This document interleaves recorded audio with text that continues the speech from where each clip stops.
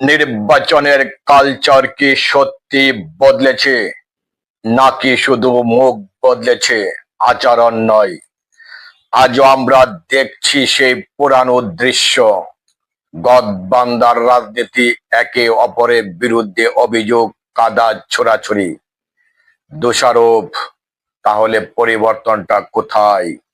প্রশ্ন উঠেছে, তারেক রহমান রাজনৈতিক শিষ্টাচার কতটুকু রপ্ত করেছেন তা আজ বিভিন্ন জনসভায় দৃশ্যমান। সে কি পুরানো রাজনীতিতেই ফিরে আসবে? এটা একটি প্রশ্ন।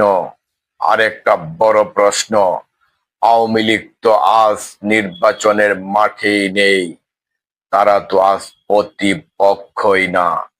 তাহলে বিএনপি, জামায়াত, এনসিপির মধ্যে এই বিতৃষ্ণা কেন?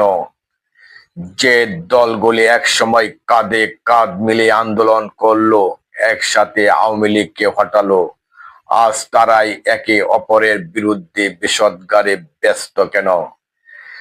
যদি আওয়ামী লীগই ছিল সমস্যার মূল, তাহলে আওয়ামী লীগ বাহিরে থাকলে তো সমস্যা বাহিরে থাকার কথা।